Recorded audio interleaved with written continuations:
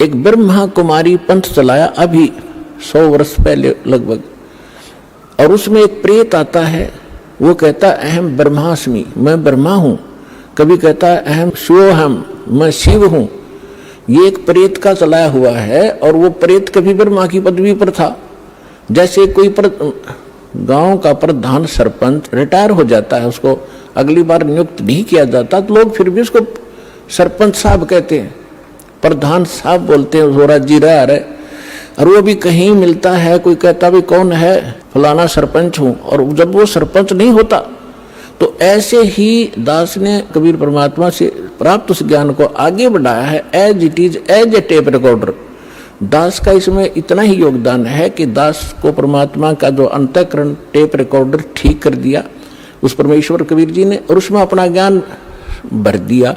दास बोल के सुना रहा है रिकॉर्ड करके, इतना सा योगदान है। तो ऐसे दास बहुत बार बताता है आपको कि ये ब्रह्मा विष्णु महेश जो वर्तमान में या 3 लोक के एक एक विभाग के मिनिस्टर हैं, साहब हैं, इतने राम हैं, इतने भगवान हैं, ये इनकी भी मृत्यु होगी, और ये मृत्यु को प्राप्त होकर आम जीव की तरह 84 लाख योनियों में, प्रेत योनियों में भटक रहे होंगे, और अन्य पुण्य आत्माओं को फिर से काल अपनी दुर्गा पत्नी से जन्म दे करके उस पदवी पर बैठा देता है।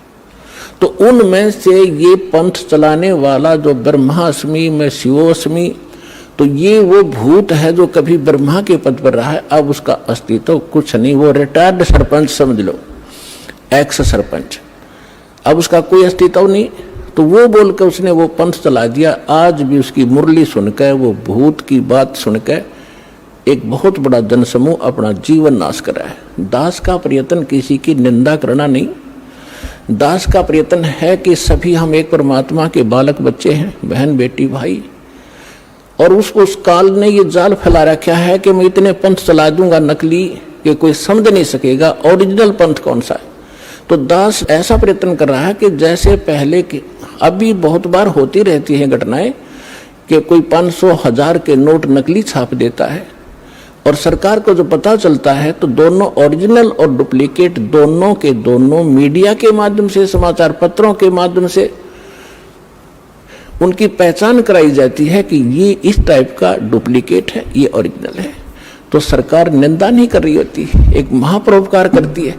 तो दास का यही प्रयत्न समझ लेना कि हमारे जो यथार्थ सदग्रंथ है वो तो हमारे ओरिजिनल नोट है, ओरिजिनल सदग्रंथ है, और उसके अतिरिक्त कोई अनुभव बता रहा है, कोई मार्ग चला रहा है, वो डुप्लीकेट है, वो हानि हो रही उनके जीवन की।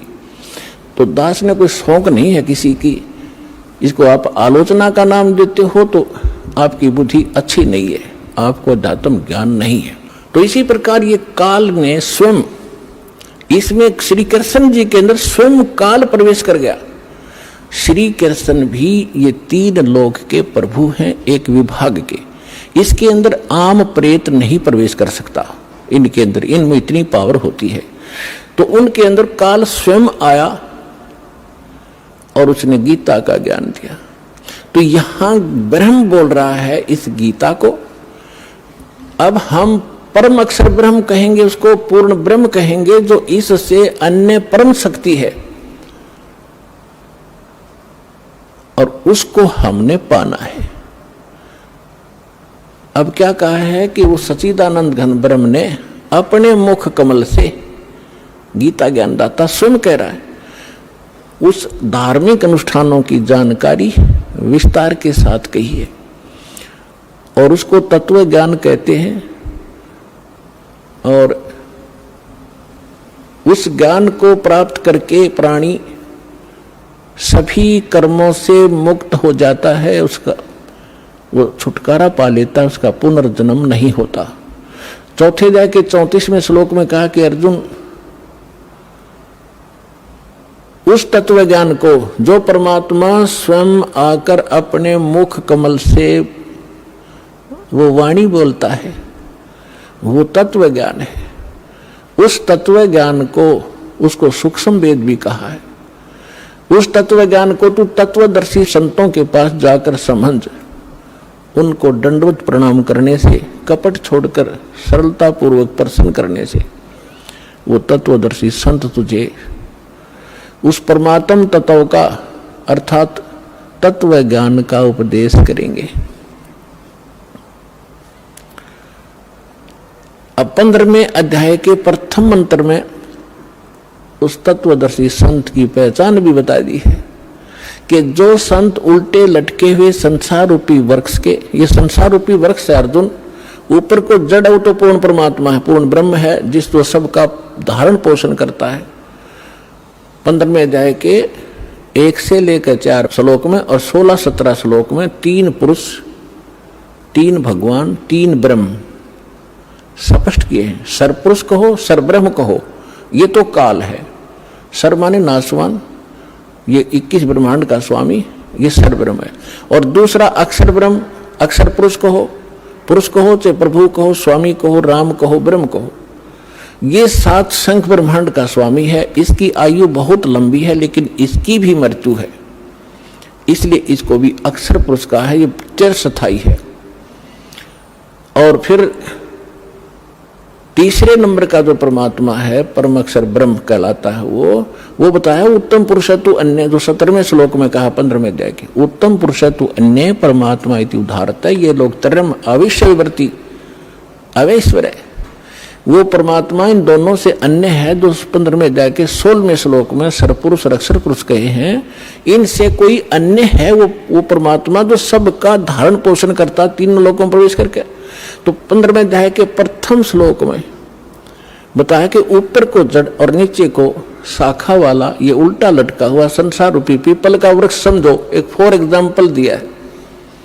और जो संत इसके सभी विभाग बता दे, न्यारे न्यारे, भिन्न भिन्न, सवेदवित, वह वेद के तात्पर्य को जानने वाला है, वह वेद का ज्ञाता है, वो तत्वदर्शी संत है। तो पुण्यात्माओं, 600 वर्ष पहले परमात्मा स्वयं आए थे, जैसा उनका विधान है कि वो स्वयं आकर अपने मुख कमल से उस तत्व ज्ञान का प्रचार करते हैं, जो हमारे नकली धर्मगुरुओं ने, डुप्लीकेटों ने रिजेक्ट करके कूड़े की टोकरी में डाल रखा था, धानक जुलाहा कह के, उसकी वाणी झूठी कह के। आज दास को परमात्मा ने जोरी बनाया, उस लाल को परखा और उसको कूड़े की टोकरी से उठाकर आज सिद्ध कर दिया कि Kabir is God, Kabir is God, Kabir is complete God.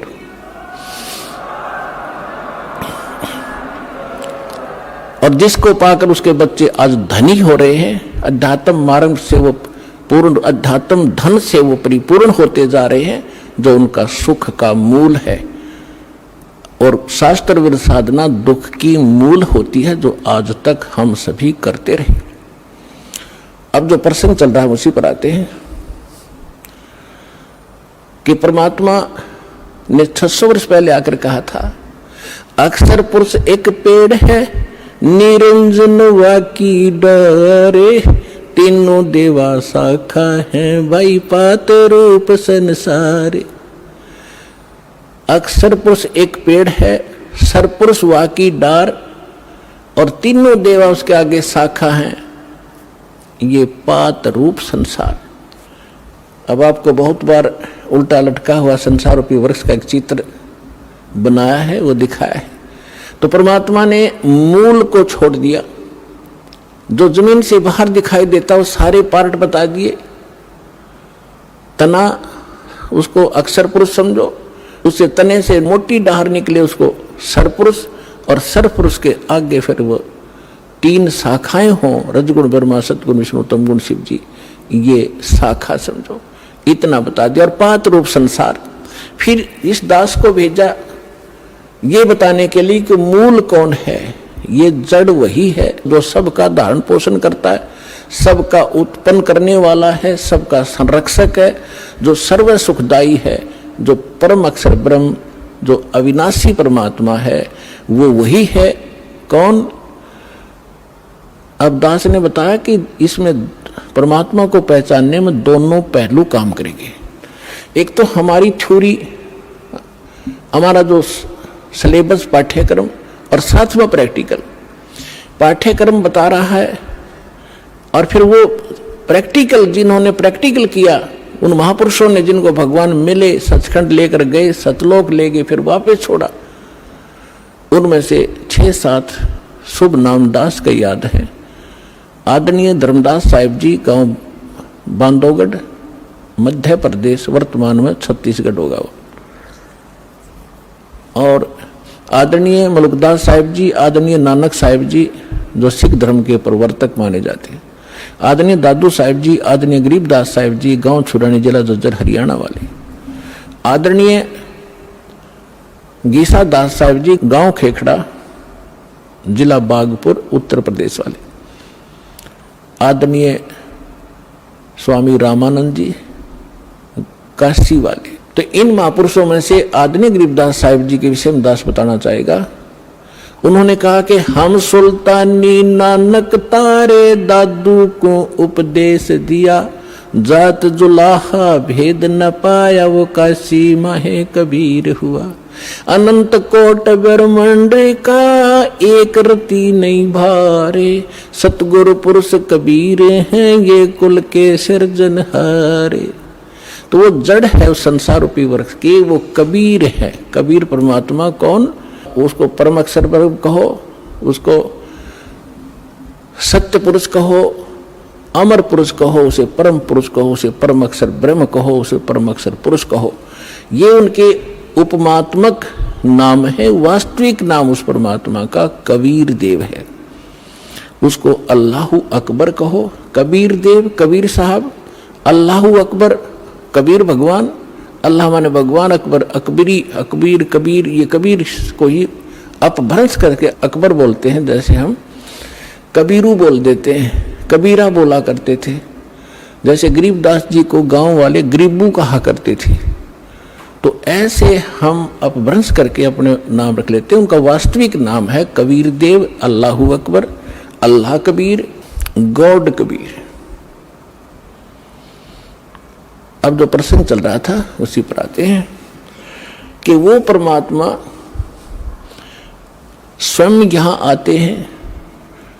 अब इसमें दोनों पहलू साथ चलेंगे कि जिनको भगवान मिले उन्होंने प्रैक्टिकल किया, और जो हमारे सदग्रंथ आज तक हमें ज्ञान दे रहे थे, हमारे धर्मगुरु समझ नहीं सके, वो हमारा दुर्भाग्य और उनका भी दुर्भाग्य कहेंगे, क्योंकि वो उनकी बुद्धि काल के वश थी।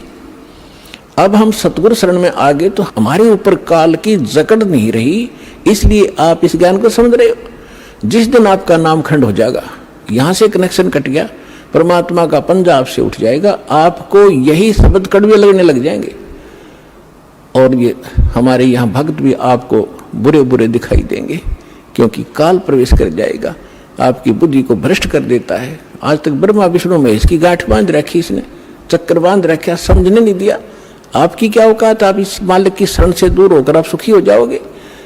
जून का महीना हो और एसी रूम से बाहर निकल कर कोई सुखी हो सकता है? चाहे शराब पी कर चाहे निकले जा बाहर, गली में पड़ा रहो, बेशक वो कहा रहो शराब के नशे में मैं बहुत सुखी हूँ, अब सुखी हूँ, खाक सुखी है, रेत में पड़ा, पसीने आए पड़े, झागा रहे मुख में।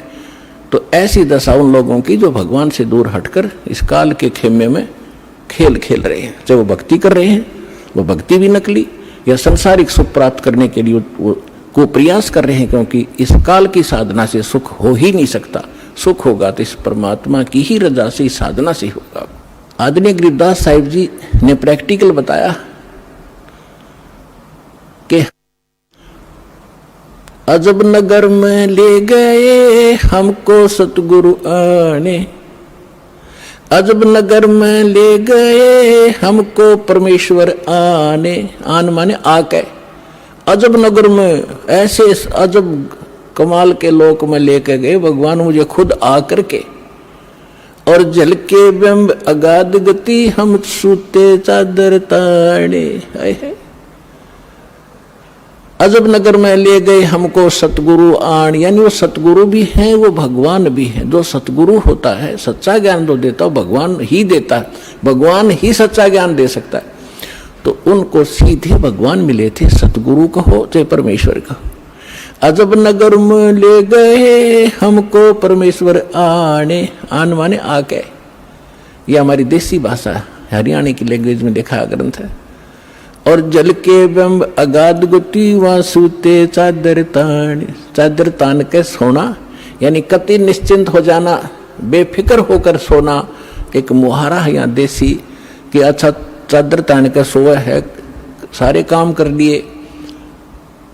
तो इस तरह कहते हम तो निश्चिंत हो गए कि साधना हमारी सत भगवान मिल गए, आंखों सतलोक देख लिया, सत साधना करते रहेंगे, गलती हम करें नहीं, हम निश्चिंत हो गए। हमारे अंदर कोई अब शंका नहीं रही कौन भगवान है और क्या उसको प्राप्त करने का मेथड है, वो सब कंप्लीट प्राप्त हो गया, आंखों देखा।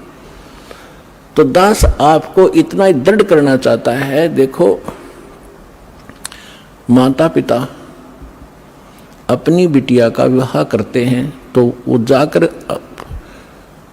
लड़के वाले का घर भी देखते हैं, उसकी प्रॉपर्टी से भी परिचित होते हैं, अन्य थर्ड पर्सन से भी पूछते हैं, फिर वो आकर घर बताते हैं कि हम जो लड़का देख कर आए हैं उसके ये बिजनेस है, उसके ये व्यापार है, इतनी उसको प्रॉपर्टी है। तो लड़की को कोई डाउट नहीं होता क्योंकि पिता बता रहा है, थर्ड पर्सन कहे तो शायद शंका हो जाए। तो इसी प्रकार उस परम पिता ने आके आपको ज्ञान दिया है कि जहां तुम जाओगे वहां क्या क्या सुख सुविधाएं हैं, तो आपको डाउट नहीं रहना चाहिए। और फिर साथ के साथ अपने गवाह भी तैयार कर रखे। अब लड़की नू कह मैं जाकर देख के आऊंगी तो वह भी एक बात है, देखा पिताजी झूठ नहीं बोल रहे। तो इसी प्रकार आप जी ने एक नेक भक्त का भी आचरण एक दिखाना है कि जो दास बोल रहा है वो किसी डूम भाट के गीत नहीं है, गॉड गिवन स्पिरिचुअल नॉलेज है, एच इट इज, जो भगवान ने बताया। और जिन महापुरुषों को भगवान मिले उन्हें जो का तो सेकंड किया, हमारे सदग्रंथ बता रहे। अब आपको श्रीमद् भगवद गीता से परिचित कराया, और विशेषकर हिंदू समाज तो जो भगवान की तरफ में पहले से ही लगे हैं तो उन्होंने तो गीता का पाठ रोज कर ही रखा तकरीबन। दास एक बार 2003 के अंदर उदयपुर के अंदर सत्संग कर रहे थे, थोड़ी सी संगत होती थी, और हमारे पास एक प्रोजेक्टर सिस्टम हमने किया था और टीवी पर दास दिखा रहा था, बता रहा था। एक बहन सुन रही थी, उसमें प्रोजेक्ट सिस्टम नहीं था, केवल टीवी ही पर हम दिखा रहे थे। टीवी पर थोड़ी बहुत दूर दिखा करते, थोड़े आदमी बैठा करते, उसके तुरंत बाद हमने प्रोजेक्टर ले लिया था भक्तों ने। तो सत्संग कर रहा था, उसमें बताया सारा कुछ, गीता को दिखाया। फिर मैं नीचे आकर एक चारपाई डली थी उस पर बैठ गया। 10-20 भगत, कुछ शंका समाधान वाले, कुछ दीक्षा के इच्छुक आकर बैठ गए।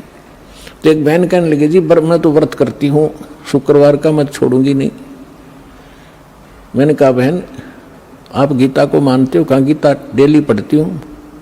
मैंने कहा 6 अध्याय के 16वें श्लोक में गीता जी में लिखा है कि अर्जुन, ना तो ये साधना, ये योग अधिक खाने वाले की सफल हो सकती, और ना बिल्कुल न खाने वाले की, बिल्कुल ना खाना, व्रत रखना, और ना ज्यादा जागने वाले की। लोग दिखावा का मैं 4-2 बजे उठ लेता हूँ, प्रसाद ना करता हूँ और सोता ही नहीं रात ने, नहीं। नाम उठत ना हम बैठत, नाम सोवत जागवे, नाम खाते नाम पीते, नाम सेती लागवे। ठीक है, जो वृद्ध हैं जिनको काम नहीं, किसी टाइम उठो और बैठो करो सेवा साधना, लेकिन सारे दिन मेहनत करने वाला आदमी कैसे उठ लेगा? 2 बजे 10 बजे सोया हुआ या 11 बजे सोने पाओ आजकल। तो कहने का भाव यह है कि ना घना जागने वाले का और ना घना ज्यादा सोने वाला भी मूर्ख है। संध्या पढ़कर सोया उठ 9 बजे, वो क्या भक्ति करेगा? तो कहते सब संयम रखो, सबके अंदर संयम, हर तरह का संयम रखकर साधना करने से होता है। तो मैंने इतना ही कहा था कि गीता अध्याय नंबर 6 के श्लोक 16 में न बोले जी बिल्कुल सही है, और मैं रोज पढ़ती थी। आज बुद्धि खुली है मेरी। माँ बेटी आज तक तुम्हारी बुद्धि काल ने जकड़ रखी थी, रोज पढ़ा करते। मोती मुक्ता दर्शत नाही, ये जग है सब अंदरे, दिखत के तो नैन चश्म इनका फेरा मोतिया बिंदरे।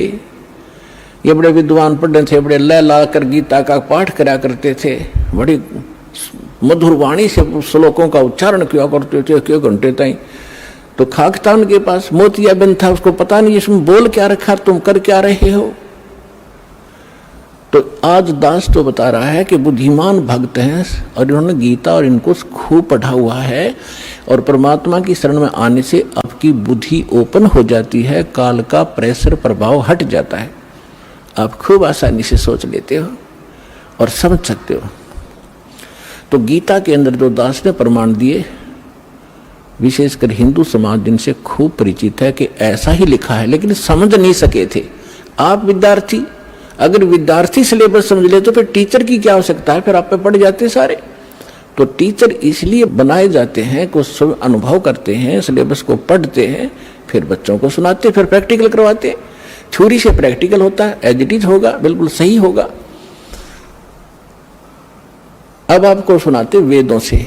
वैसे वेद चारों वेदों का सारांश श्रीमद् भगवद गीता है, लेकिन इस मन के अंदर ज्यादा ही अड़ंगा भर दिया इन अज्ञानियों ने, तो वेद भी पैरेलल साथ लेने पड़ेंगे हमें। परमात्मा की पहचान क्या है, वो क्या करता है।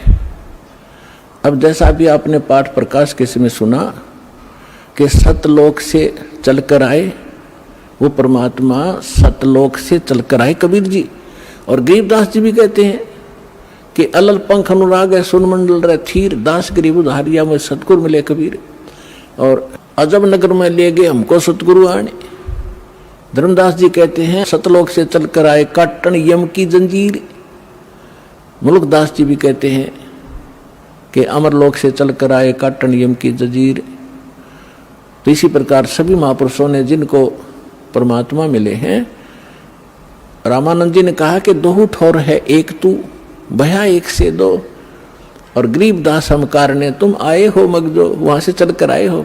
मगजो माने वो सफर तय करके आए हो, इतना लंबा हमारे लिए आए हो। अब वेद क्या बताते हैं, ऋग्वेद मंडल नंबर 9 सूक्त 86 के मंत्र 26 और 27 में, ऋग्वेद मंडल नंबर 9 सूक्त 82 मंत्र 1, 2, 3 में, ऋग्वेद मंडल नंबर 9 सूक्त 54 के मंत्र 3 में, ऋग्वेद मंडल नंबर 9 सूक्त 94 के मंत्र 1 में, ऋग्वेद मंडल नंबर 9 सूक्त 95 मंत्र 2 में, ऋग्वेद मंडल नंबर 9 सूक्त 96 यानी 96 के मंत्र 16 से लेकर 20 में, फिर ऋग्वेद मंडल नंबर 9 और सूक्त 1 के मंत्र 8 और 9 में। और भी अनेक स्थानों पर बहुत सारे ढेर सारे प्रमाण हैं, लेकिन ये हमें पर्याप्त हैं इतने मंत्र परमात्मा को पहचानने के लिए। इनमें यही प्रमाण दिया है कि वो परमात्मा मनुष्य दृश्य है और ऊपर धूलोक के तीसरे पृष्ठ पे, यानी ऊपर 4 लोक हैं, एक सत्यलोक, फिर अलखलोक, उससे ऊपर अगमलोक, फिर अकह, उसको अनामी लोक भी कहते हैं। तो प्रत्येक लोक को 3 विभागों में बांटा हुआ है। जैसे अपनी दिल्ली राजधानी है, एक तो बाह्य क्षेत्र है जो ग्रामीण क्षेत्र होता है, और एक बाजार क्षेत्र है, बाजार में जहाँ दुकान दुकानें हैं, बाजार है, और तीसरा वो स्थान है जहाँ हमारी पार्लियामेंट हाउस है। तो ऐसे बताया है कि वो धूलोक, धू माने उस तेजों में पृथ्वी सतलोक में वो परमात्मा राजा के समान सिंहासन पर विराजमान है, सिर पे मुकुट है, देखने में वो राजा जैसा लगता है और वहां रहता है। ऐसा ही परमेश्वर ने खुद बताया है, ऐसा ही महापुरुषों ने जिनको भगवान मिले उन्होंने बताया है कि उस परमात्मा के एक रूम में बाल कहो, बाल का छिद्र कहो जो रोमकूप कहलाता है, करोड़ सूर्य मिला दे, करोड़ चंद्रमा, इतनी रोशनी उस मालिक की, वो भी फीकी पड़ जाए। और जब वो परमात्मा यहाँ आता है अपने रूप को सरल करके आता है। गरीबदास जी कहते हैं तेज पुंज अन्य दे धर के, हल्की तेज पुंज तन दे धर के, इस विध हमको भेंट ही, इसलिए इस तरह हमें आकर मिलते हो परमात्मा। ये वेद कह रहे कि वो परमात्मा अपने रूप को सरल करके अच्छी आत्माओं को मिलते हैं, नेक आत्माओं को, जो दृढ़ भक्त होते हैं, जो उसके वचन का पालन करते हैं, अटल खड़े हो जाते हैं उसके वचन पर, उनको मिलते हैं। उनको किस उद्देश्य से मिलते हैं? ज्ञान देने के लिए। और फिर वो परमात्मा एक कवि जैसा आचरण करते हैं, कवियों की तरह कविताओं के माध्यम से, लोकोक्तियों के माध्यम से, दोहा दोहावलियों के माध्यम से अपने तत्व ज्ञान का प्रचार बोल बोल के अपनी अमृतवाणी में वो करते हैं, सुनाते हैं। उसको लिपिबद्ध कर लिया जाता है, वो सच्चिदानंद घन ब्रह्म की वाणी कहलाती है।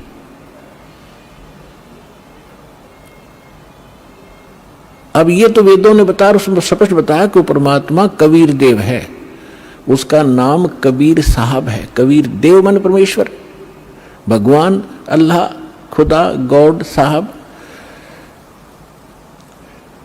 अब यही परमात्मा उन अच्छी आत्माओं को मिलते हैं।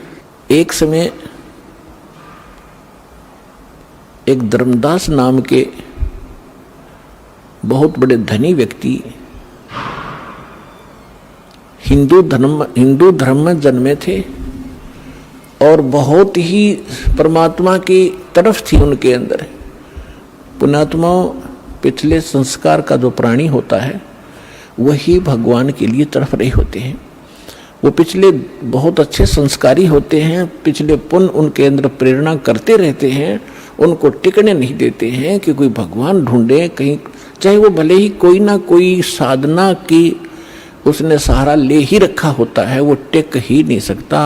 चाहे वो हनुमान पूजा, चाहे गणेश जी की पूजा करे, और चाहे वो कितना मंदिर मस्जिद गुरुद्वारों में जाता हो, या कोई गीता वेद का कोई पाठ श्लोक करता हो, वो टिक नहीं सकता। चाहे कोई व्रत रख रहा है या चाहे कोई तपस्या कर रहा है, वो डले ढोता ही रहता है, उसके बस की बात नहीं।